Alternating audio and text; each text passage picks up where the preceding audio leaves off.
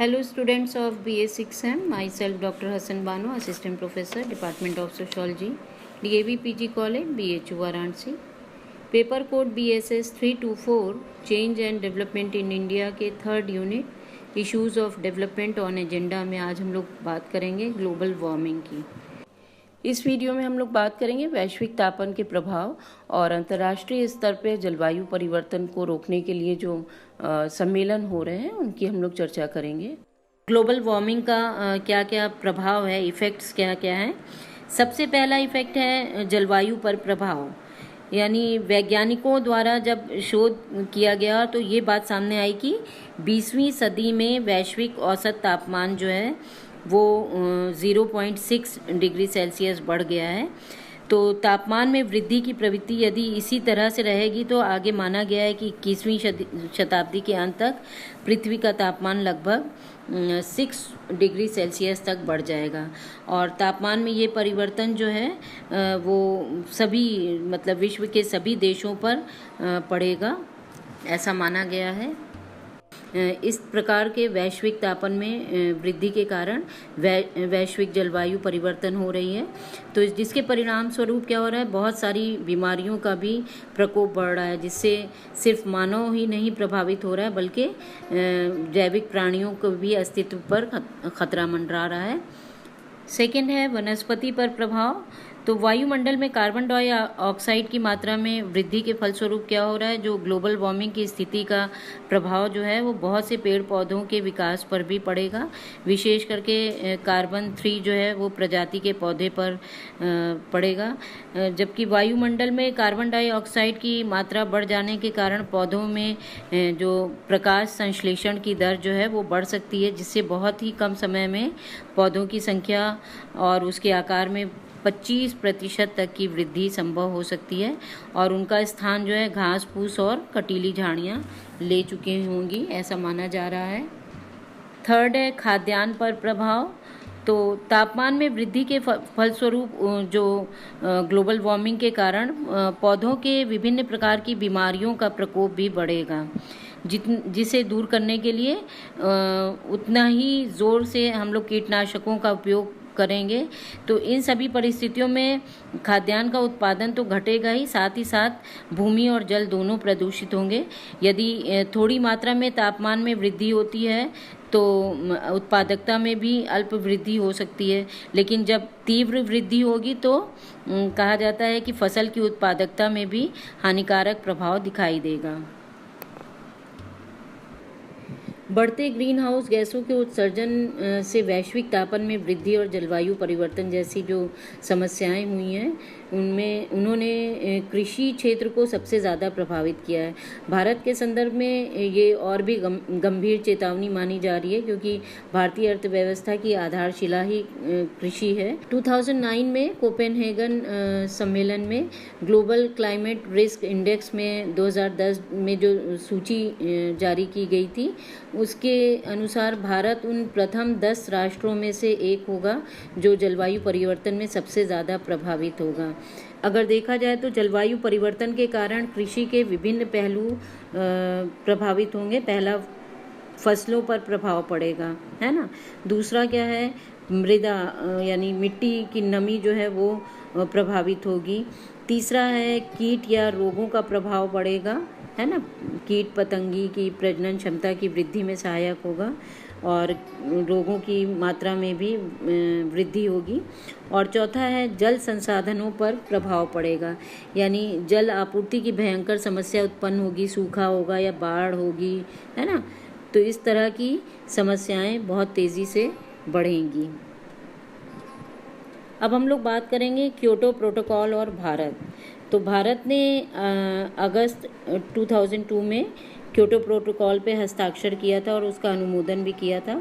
इस प्रोटोकॉल में विकासशील देशों को जो कुछ शर्तें थी उनमें कुछ छूट दी गई थी, जिसमें भारत को ग्रीन टेक्नोलॉजी हस्तांतरण एवं विदेशी निवेश और कार्बन व्यापार के क्षेत्र में फ़ायदा हो सकता है, ऐसा माना गया है। भारत जबकि प्रति व्यक्ति कार्बन उत्सर्जन के मामले में काफ़ी पीछे है, फिर भी वो अपनी जिम्मेदारियों से बहुत अच्छी तरह से वाकिफ़ है और उसका दृष्टिकोण है कि इसके लिए जिम्मेदार जो विकसित देश हैं उनको भी इस दिशा में ज़्यादा प्रयास करने की ज़रूरत है, ऐसा भारत मानता है। इसी तरह कार्बन क्रेडिट और कार्बन ट्रेडिंग है, जिसमें क्योटो प्रोटोकॉल के अनुसार ग्लोबल वार्मिंग और जलवायु परिवर्तन को रोकने के लिए विकासशील देशों को ग्रीन हाउस गैसों का उत्सर्जन तो कम करना ही होगा और इसके लिए एक ऐसा तंत्र विकसित करना होगा जो उत्सर्जन करने की कटौती को प्रोत्साहित करे, नियंत्रित करे। और ये काम जो है UNFCCC ने, जो संयुक्त राष्ट्र संघ का एक अंग है, उसने किया है। कार्बन क्रेडिट अंतर्राष्ट्रीय स्तर पर उत्सर्जन नियंत्रण की एक योजना है जिसे प्रोत्साहित करने के लिए धन से इसको जोड़ दिया गया है। UNFCCC द्वारा उत्सर्जित जो मानक है वो निर्धारित किए गए हैं और यदि कोई उस निर्धारित स्तर से नीचे कार्बन उत्सर्जन के बीच करता है तो वो अंतर जो है कार्बन क्रेडिट कहलाता है। तो इस कार्बन क्रेडिट को कमाने के लिए कई उद्योग धंधे जो हैं कम कार्बन उत्सर्जन वाली नई तकनीक अपना रहे हैं। तो इससे क्या हो रहा है, इस प्रक्रिया से पर्यावरण संरक्षण के साथ साथ धन लाभ भी हो रहा है। भारत में वन और पर्यावरण मंत्रालय ने कार्बन ट्रेडिंग से जुड़ी करीब 150 परियोजनाओं को मंजूरी प्रदान कर रखी है और सरकारी नियामक एजेंसी प्रत्येक उद्योगों को ग्रीन हाउस गैसों के उत्सर्जन की एक सीमा तय कर देती है। ये सीमा जो है कार्बन टन में होती है, यानी जितना उत्सर्जन होगा उतना वज़न टन में आंका जाएगा। तो वर्तमान में अंतर्राष्ट्रीय बाजार में कार्बन की कीमत जो है प्रति टन जो है लगभग $15 से $20 के आसपास है। तो उद्योग आपस में एक दूसरे से संपर्क करके खुद भी कार्बन का मूल्य तय कर सकते हैं। तो यूरोप में जहां कार्बन ट्रेडिंग बड़े पैमाने पर होती है वहां इसके लिए एक्सचेंज भी खुलने लगे हैं। अमेरिका हालांकि क्योटो प्रोटोकॉल का सदस्य नहीं है, लेकिन कार्बन ट्रेडिंग को लेकर उसके सभी राज्यों ने कदम उठाए हैं। भारत में प्रति व्यक्ति कार्बन उत्सर्जन जो है 1.7 टन है, जबकि वैश्विक औसत प्रति व्यक्ति जो है वो 8 टन के लगभग है। तो कार्बन उत्सर्जन का 11.25% जो है हमारे वन सोख लेते हैं, जो देश के 20% भाग पर फैले हुए हैं। अब हम लोग अंतर्राष्ट्रीय स्तर पर जो जलवायु परिवर्तन से संबंधित सम्मेलन हुए हैं उनके बारे में बात करते हैं। पर्यावरण पर केंद्रित सबसे पहला और महत्वपूर्ण अंतर्राष्ट्रीय सम्मेलन 1972 में स्वीडन के स्टॉकहोम में संयुक्त राष्ट्र पर्यावरण कार्यक्रम के अंतर्गत सम्मेलन आयोजित किया गया था और इस सम्मेलन में 119 देश सम्मिलित हुए थे, जिन्होंने पहली बार एक ही पृथ्वी के सिद्धांत को स्वीकार किया था। और इस सम्मेलन में न सिर्फ पर्यावरण से जुड़े खतरों पर चर्चा की गई, बल्कि औद्योगिकरण से होने वाले जो कार्बन उत्सर्जन है उस पर वैश्विक रूप से चिंता जाहिर की गई थी। और इस सम्मेलन में जहां वर्तमान और भविष्य में पर्यावरण को सुधारने व स्वच्छ रखने का संकल्प लिया गया, वहीं प्राकृतिक संसाधनों का सीमित उपयोग करके इन्हें भावी पीढ़ियों के लिए भी बचाए रखने पर गंभीर मंथन किया गया। और इस सम्मेलन के बाद भारत में प्रोजेक्ट टाइगर जैसे कार्यक्रम चलाए गए। दूसरा था 1992 में ब्राज़ील के रियो दी जेनेरियो में विश्व पृथ्वी सम्मेलन का आयोजन किया गया था और इसका आयोजन जो था संयुक्त राष्ट्र पर्यावरण एवं विकास सम्मेलन यानी United nation conference on environment and development UNCED के रूप में किया गया था। रियो नामक शहर में ये आयोजित हुआ था, तो इसीलिए इसे रियो सम्मेलन भी कहा जाता है। और इस सम्मेलन का मूल सूत्र जो था एक पृथ्वी है ना, ये माना गया था, इसलिए ये पृथ्वी सम्मेलन भी कहलाया। और एक पृथ्वी से आशय ये था कि पर्यावरण संरक्षण और सुरक्षा की दृष्टि से पृथ्वी सभी के लिए एक है। चाहे देश की राजनीतिक सीमाएं भले ही अलग अलग हैं, किंतु पृथ्वी को बचाने के लिए सभी राष्ट्रों को मिलकर एक साथ प्रयास करना चाहिए। पर्यावरण की दृष्टि से पृथ्वी सम्मेलन बहुत महत्वपूर्ण सम्मेलन माना जाता है और इस सम्मेलन में United Nations framework convention on climate change UNFCCC नामक दस्तावेज़ को स्वीकार किया गया था और ये दस्तावेज़ अब तक का सबसे कहा जाता है सबसे व्यापक अंतर्राष्ट्रीय दस्तावेज़ माना जाता है और इसमें उन सिद्धांतों और उपायों को सम्मिलित किया गया जो जलवायु परिवर्तन को रोकने और ग्रीन हाउस गैसों में कमी लाने में प्रभावी हो सकते हैं। कोपेनहेगन सम्मेलन, जिसे COP15 के नाम से भी जाना जाता है, कॉप का फुल फॉर्म हुआ कॉन्फ्रेंस ऑफ पार्टीज। इस सम्मेलन में क्योटो प्रोटोकॉल के विपरीत विकासशील देशों पर भी कार्बन उत्सर्जन संबंधी बाध्यता जो थी वो निर्धारित किए जाने का प्रयास किया जा रहा था और ये प्रयास जो था विकसित राष्ट्रों द्वारा किया जा रहा था। तो विकासशील देशों ने विकसित देशों के इस प्रयास का बहुत पुरजोर विरोध किया, जिसमें ब्राज़ील, दक्षिण अफ्रीका, भारत, चीन संयुक्त रूप से क्योटो प्रोटोकॉल में विकासशील देशों को दी गई छूट को आगे चलाते रहने पर कायम रहे।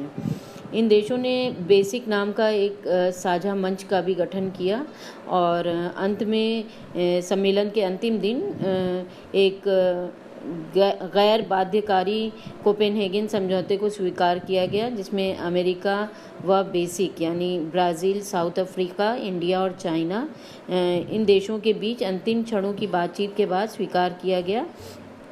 जबकि इस समझौते को सर्वसम्मत नहीं कहा जा सकता क्योंकि इसमें अनेक राष्ट्रों ने इसका पुरजोर विरोध बाद में भी किया था, लेकिन फिर भी तापमान वृद्धि को 2 डिग्री तक सीमित रखने के लक्ष्य के साथ ही 2010 में बाध्यकारी समझौते तक पहुंचने की बात कोपेनहेगन समझौते में कही गई। इसके बाद आता है कानकुन सम्मेलन 2010 में, जिसे COP16 भी कहा जाता है। कोपेनहेगन सम्मेलन की भांति इस सम्मेलन का भी उद्देश्य 2012 में समाप्त होने वाले क्योटो प्रोटोकॉल के स्थान पर लागू होने वाले नए समझौते के प्रारूप पर अंतिम सहमति तैयार करना था। इस सम्मेलन में कार्बन उत्सर्जन पर कोई समझौता नहीं हो सका था और कानकुन सम्मेलन की सबसे बड़ी उपलब्धि थी हरित जलवायु कोष यानी ग्रीन क्लाइमेट फंड के गठन पर सहमति हुई और कानकुन सम्मेलन के इस मुद्दे पर सहमति बनना कहा जाता है एक बहुत बड़ी उपलब्धि थी, क्योंकि इसके तहत विकासशील देशों को वित्तीय सहायता उपलब्ध कराने के लिए तुरंत ही $30 अरब की धनराशि से हरित जलवायु कोष का गठन करने और 2020 तक इस कोष को $100 अरब का किए जाने पर सहमति बनी। इसके बाद है डरबन जलवायु परिवर्तन सम्मेलन, जो 2011 में डरबन शहर में दक्षिण अफ्रीका के डरबन शहर में हुआ था, जिसको COP17 के नाम से भी जाना जाता है और जिसमें ये सहमति बनी थी कि यूरोपीय संघ कानूनी रूप से क्योटो प्रोटोकॉल के अंतर्गत अपना वर्तमान उत्सर्जन जो है वो कटौती संबंधी वायदा प्रस्तुत करेगा और सभी प्रमुख कार्बन उत्सर्जन देशों को यह बाध्यकारी होगा कि वे ग्लोबल वार्मिंग के विरुद्ध कदम उठाएं। भारत ने इसे नकारते हुए वर्ष 2020 के बाद भी ऐसी कोई संधि के पक्षधर का विचार किया था, ताकि इसके पीछे भारत की ये भी दलील थी कि पहले विकसित देश अपना आत्मनिरीक्षण करे और स्वयं उन गैसों का उत्सर्जन कम करे जो ग्रीन हाउस प्रभाव पैदा करती हैं। हालांकि बाद में भारत अपने रुख में नरमी लाते हुए नए समझौते के लिए तैयार हो गया था और भारत ने सम्मेलन में ये भी पक्ष रखा था कि कार्बन उत्सर्जन में कमी लाने के लिए विकसित देश न सिर्फ विकासशील देशों को आधुनिक प्रौद्योगिकी उपलब्ध कराए बल्कि वित्तीय मदद भी पहुंचाए।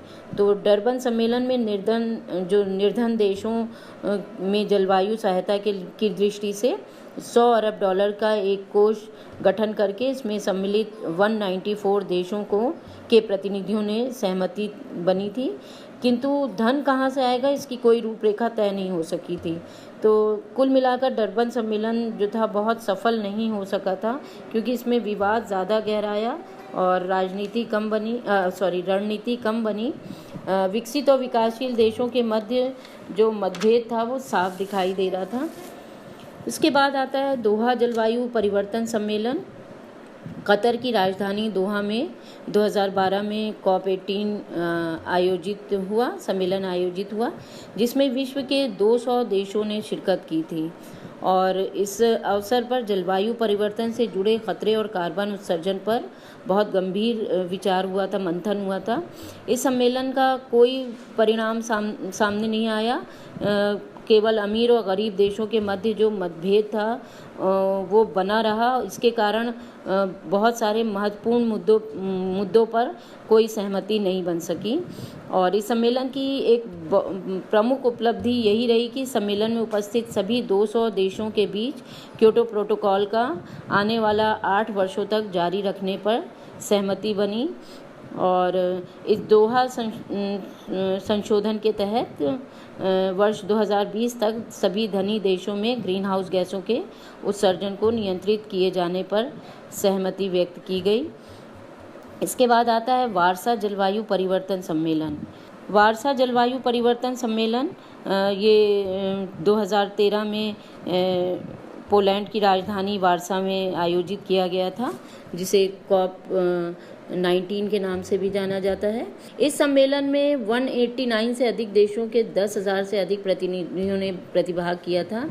और सम्मेलन के अंत में जारी वार्सा घोषणा पत्र में विकसित देशों द्वारा विकासशील देशों को उत्सर्जन कटौती हेतु दी जाने वाली सहायता का स्तर बढ़ाया जाने पर सहमति व्यक्त की गई थी। नेक्स्ट है लीमा जलवायु परिवर्तन सम्मेलन।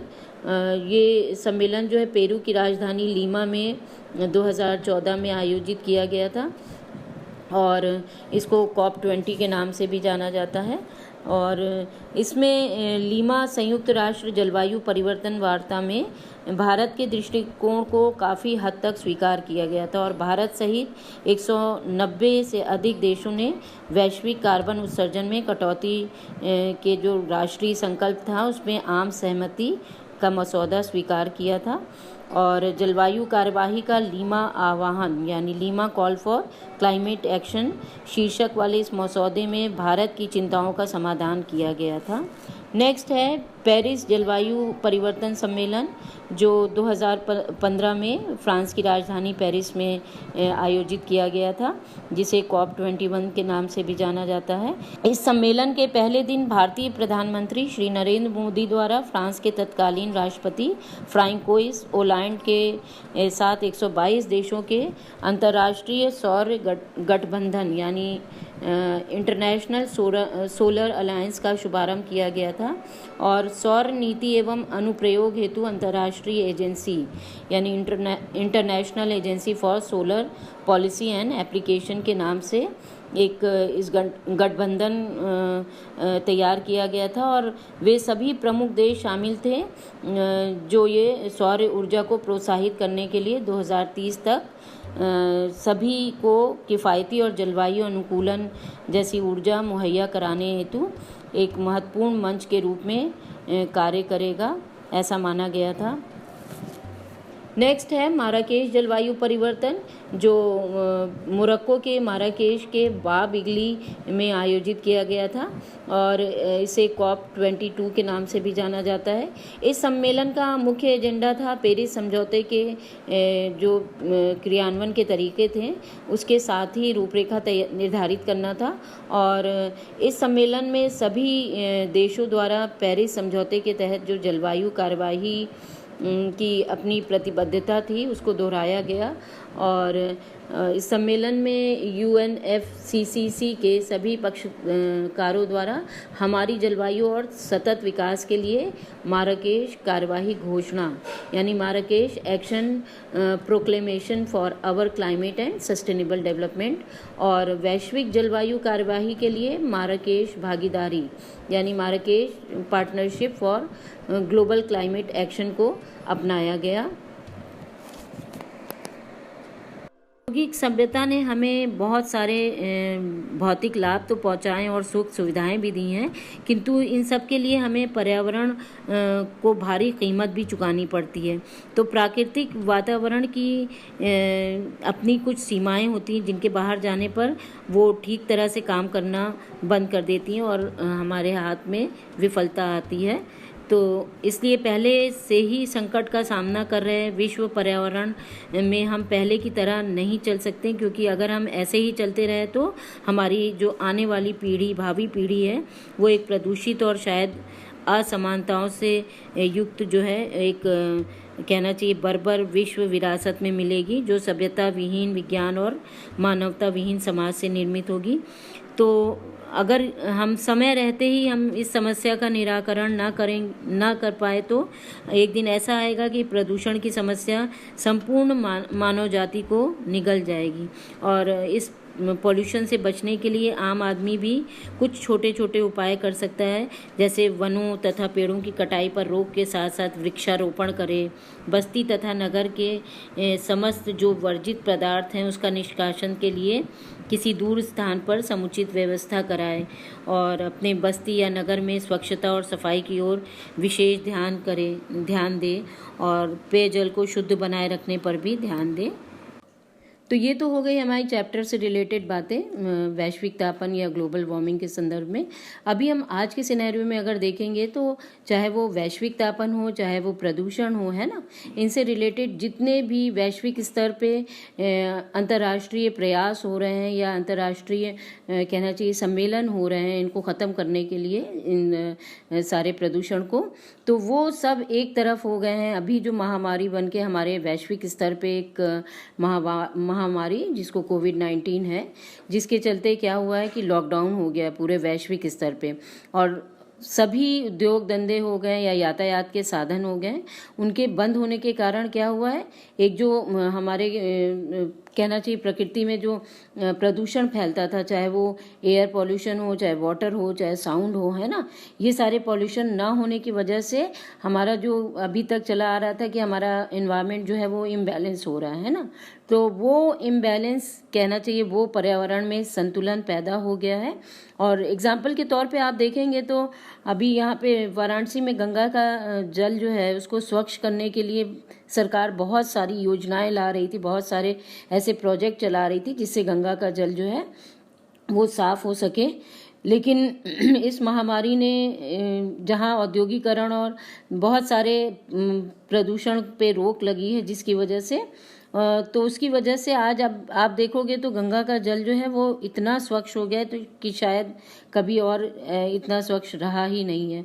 तो बहुत सारे ऐसे वैश्विक स्तर पे भी आंकड़े दिखाई दे रहे हैं जहाँ पर बिफोर और आफ्टर करके दिखा रहे हैं कि बिफोर कोविड-19 यहाँ का एनवायरनमेंट कैसा था और आफ्टर कोविड-19 जो है एनवायरनमेंट में कितना बदलाव आया है।